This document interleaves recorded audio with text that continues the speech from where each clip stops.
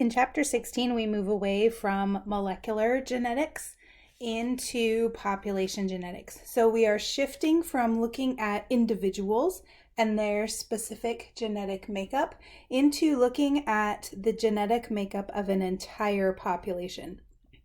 We do this by looking at allele frequencies, and we often look at what affects allele frequencies and what causes changes in the genetic makeup of a population over time.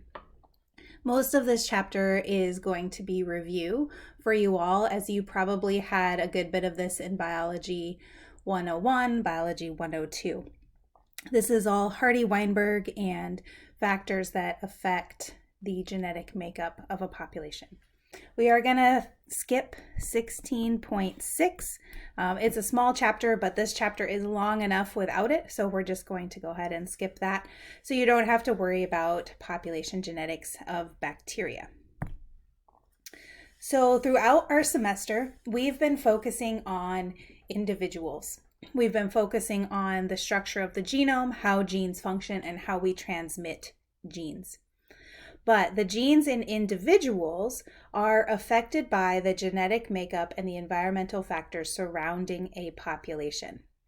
So studying genetics at the population level can actually help us understand how new traits in a population are going to behave. Are they going to be beneficial? Are they going to be taken out? And what effect they have on the overall population. So we look at changes in the genetic makeup of a population by looking at the alleles that are present in the population as a whole and how they change over time. Our book starts out with a review of the different ways that we can define the term gene, the different ways that we can define a gene. And I think that they do this because we're moving away from the very localized definition of a gene as a specific unit to more of a general discussion of a gene at the population level. So I'm going to review that as well because I think it's a good review. And I think it's a good way to end the semester as sort of a review of all of the different ways that we can think about genes or genetics. So the first way that we defined a gene, even if we didn't specifically write it down, is as a unit of inheritance. So we talked about how genes are passed on through meiosis, how they are transmitted to the next generation. And we talked about how genes are located on chromosomes, and they are passed down via the movement of chromosomes and the sorting of chromosomes into gametes. As part of this unit of inheritance and being located on a chromosome, we also talked about them as a unit of function. So those genes on our chromosomes that are inherited and passed down have a particular function. And we saw both the inheritance and the function when we were looking at Punnett squares. And we saw that each parent has two versions of a gene. Sometimes it's the same version, sometimes it's a different version. And those versions are passed down to their offspring, where they affect the function or the phenotype of that individual. And so we sort of labeled these genes vaguely as letters,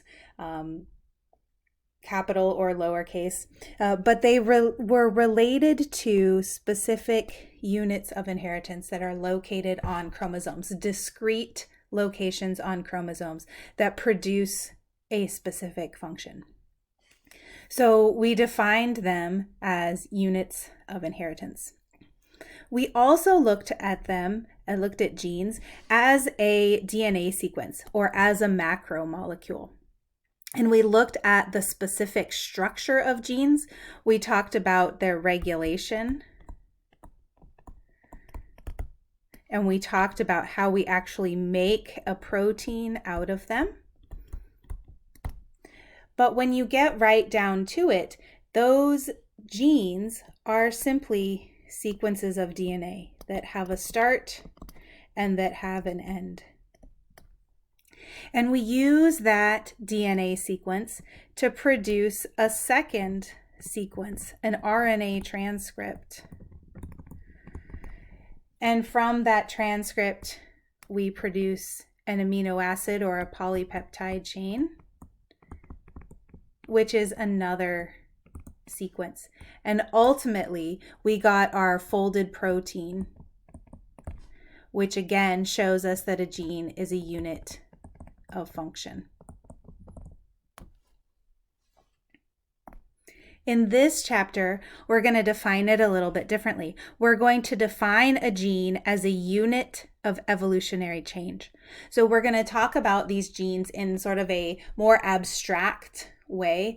We're going to talk about how genes move in and out of a population, but we're not going to be talking about the individuals that are moving them. We're going to be talking about the alleles themselves, sort of as a group.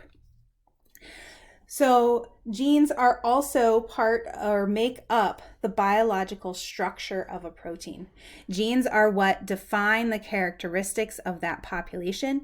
Genes are what define how individuals and the population as a whole are going to survive in their particular environment.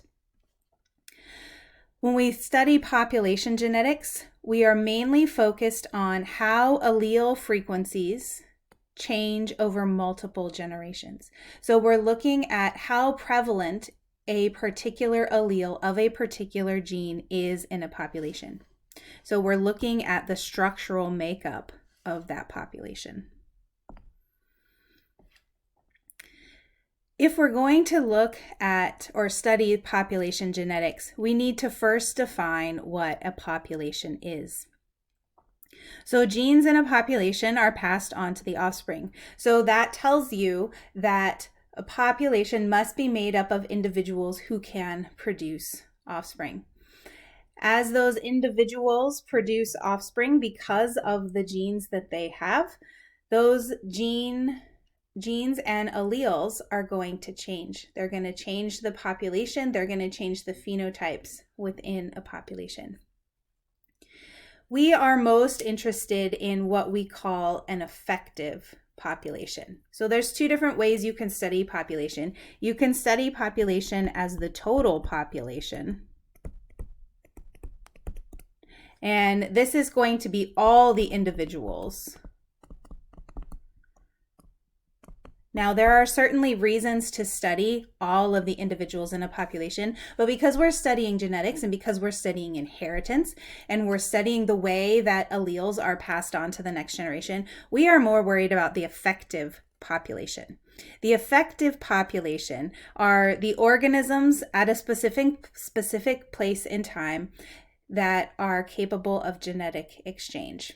So in other words, these are individuals of the same species in the same area who are actually interbreeding and producing viable offspring. So these are the individuals that are sexually mature and reproducing. So if we think about the human population, our total population is all the infants, all the children, all the young adults, all the grown-ups, all the elderly. But the effective population are those individuals who are late teens to, say, mid-50s. I realize there are some extremes on either end, but essentially late teens to mid-50s who are actually contributing to the next generation. These are our individuals who are of reproductive age. And then, of course, the bulk of those individuals are probably in their 20s, 30s, 40s, where they're actually producing children. So we are worried about this effective population, those individuals who are passing on their genes to the next generation.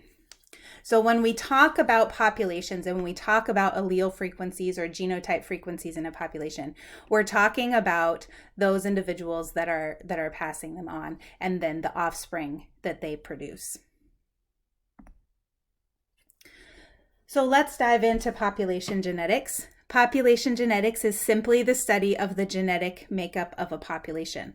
We are concerned with the gene pool, or all of the alleles for all of the genes in a population. And we are interested in studying the structure of that gene pool. What alleles are present? What is the frequency of those alleles? Are there alleles that are more advantageous than others?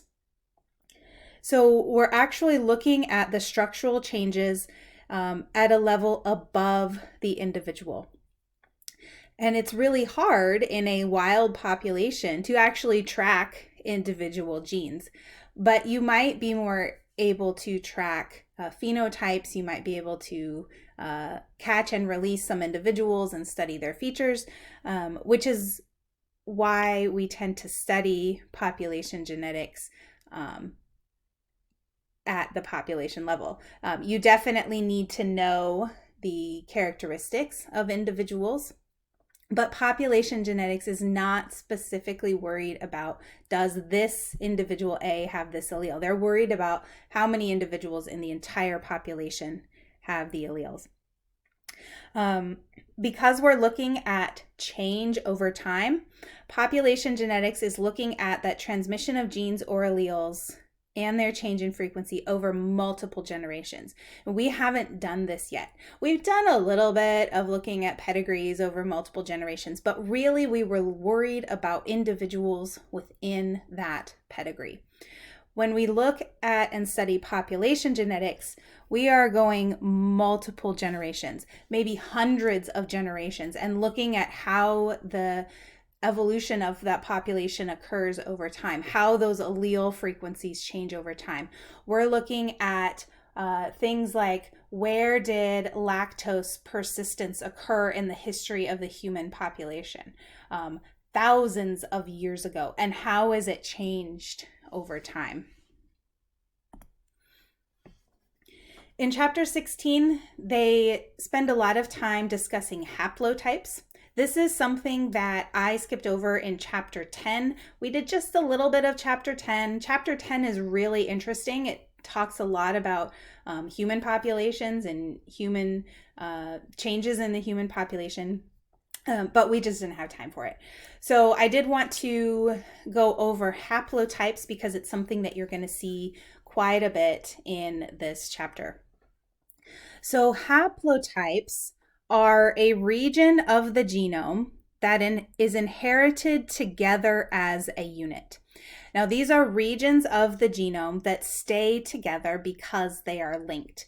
Remember in chapter 9, we talked about linked genes, where genes that are closely spaced on a chromosome tend to be inherited together more frequently.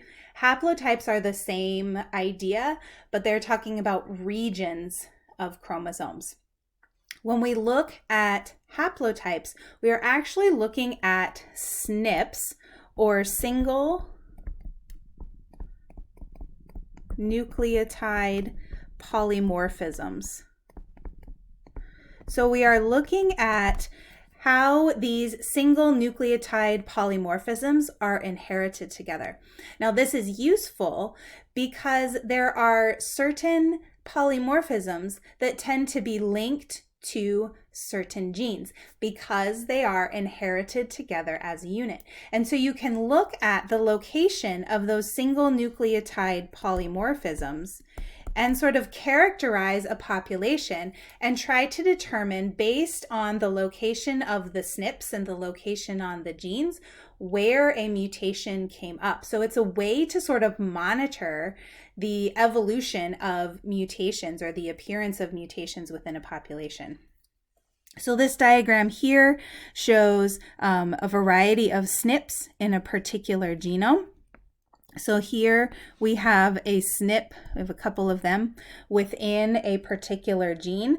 So this one, this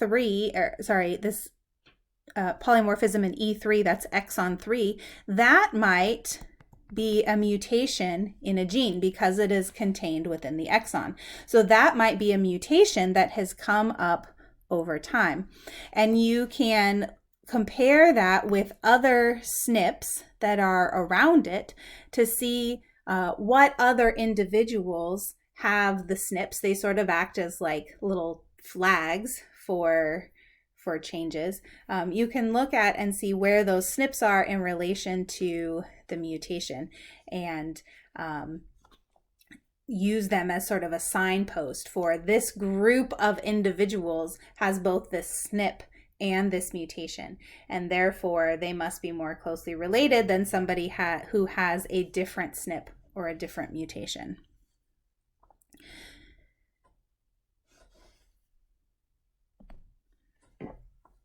So this diagram is also from chapter 10. It's just a way to show the idea of those SNPs being found nearby to mutations.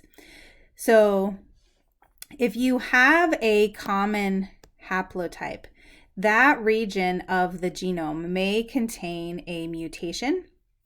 And if they are closely linked, if that mutation and the SNP are closely linked, then they are going to be on the same haplotype. They're going to stay together. The closer they are together, the more likely they are going to stay together many generations later. So individuals with the same mutation often have a common haplotype, meaning other regions around that mutation are the same because they have a common ancestor. Now, if you look really hard at this diagram, you'll see that this mutation, this star, is very closely linked to the C allele for this, the little c allele for this gene. And if you look at all these different combinations, you'll find that most of them, 18 out of 20, have allele C with the SNP or with the mutation.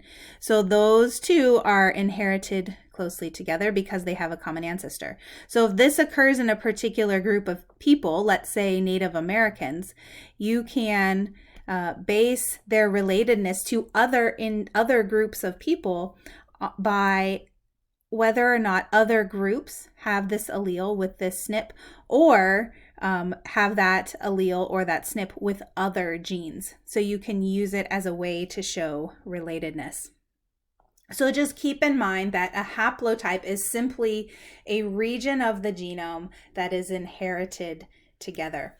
The longer the haplotype, the longer the common haplotype, the more closely related